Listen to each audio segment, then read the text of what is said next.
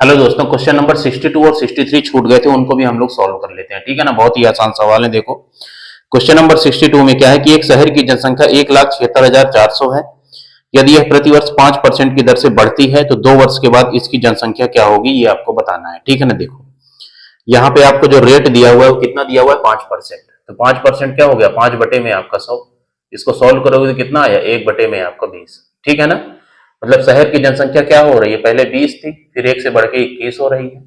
2 साल के लिए है तो आप इसको स्क्वायर कर दीजिए। ठीक है ना, तो ये कितना हो जाएगा, 20 का स्क्वायर आपका 400 हो गया और 21 का स्क्वायर 441 हो गया। ठीक है ना, अब देखो आपको क्या है कि 2 साल बाद की जनसंख्या आपको बतानी है, मतलब 441 की वैल्यू आपको बतानी है। ठीक है ना, सवाल में देखो क्या है, 400 की वैल्यू जो इनिशियल वैल्यू है वो आपको दी हुई है 1,76,400, ये दी हुई है। ठीक है ना, अब देखो इसको आप सॉल्व करोगे बहुत ही आसानी से आंसर आ जाएगा, लेकिन अगर आप थोड़ा से अपना दिमाग लगाएं, देखो तो 441 आपका 3 का मल्टीपल है भाई, ये 21 का स्क्वायर है, 21 आपका 3 से कटता है। ठीक है ना, तो जो नंबर 3 से कटेगा वही आपका आंसर होगा। ठीक है ना, तो देखो कभी भी किसी भी नंबर को 3 से आपको डिविजिबिलिटी चेक करना हो कि वो 3 से कट रहा है कि नहीं कट रहा है, तो पूरे नंबर को कभी भी 3 से आपको डिवाइड नहीं करना है। ठीक है ना, उसके डिजिट के सम, अंकों के योग को 3 से डिवाइड करना है। ठीक है ना, देखो यहाँ पे आपको क्या करना है, अंकों का योग आपको करना है। ठीक है ना, अब देखो थोड़ा अपना आप दिमाग लगाइए, जो नंबर ऐड करने पर 3 से कट रहा है पहले ही आप हटाते जाइए। जैसे 9 3 से कट जाएगा, इसे हटा दो,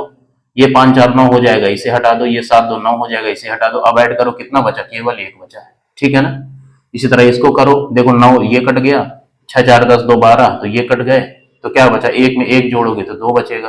देखो ना ये 3 से कट रहा है, ना ये 3 से कट रहा है। ठीक है, तो ना ये ऑप्शन होगा ना ये ऑप्शन होगा। ठीक है, अब इसको देखो यहाँ पे ये सब 3 से कट रहे हैं तो केवल 1 बचेगा, तो 1 3 से कटेगा, नहीं कटेगा तो ये भी आंसर नहीं होगा, तो ये आपका आंसर हो जाएगा। ठीक है ना, अगर आप थोड़ा दिमाग लगाएंगे तो आप कैलकुलेशन करने से बच जाएंगे और आपका समय ही बचेगा एग्जाम में। ठीक है ना, आप देखो आप इसको बेसिक से भी सॉल्व कर लो।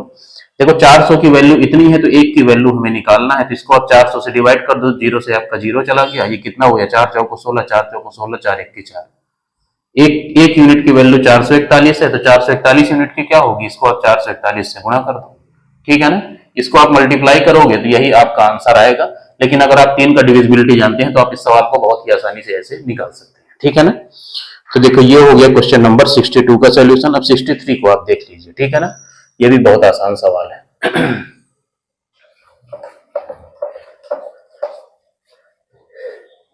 इसका डी पार्ट आपका आंसर होगा। ठीक है ना, मैंने ABCD नहीं लिखा था।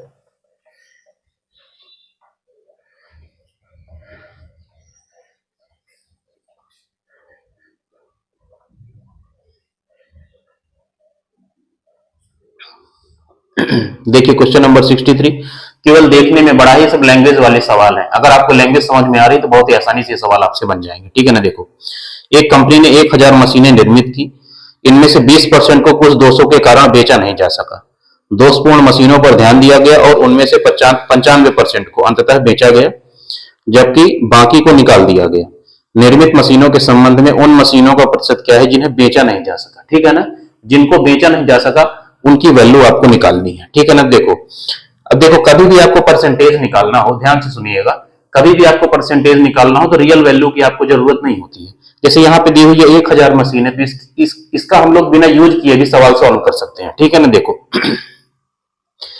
मान लो कि एक कंपनी ने केवल 100 मशीनें आपकी निर्मित की है। ठीक है ना, उस 1000 को आप छोड़ दीजिए। ठीक है ना, तो इनमें से 20% को कुछ दोषों के कारण आपका बेचा नहीं गया। 100 में से 20% मतलब 20 मशीनें हैं जिनको हम बेच नहीं पाए। ठीक है ना, अब इन 20 मशीनों में से 95% को हमने ठीक कर लिया।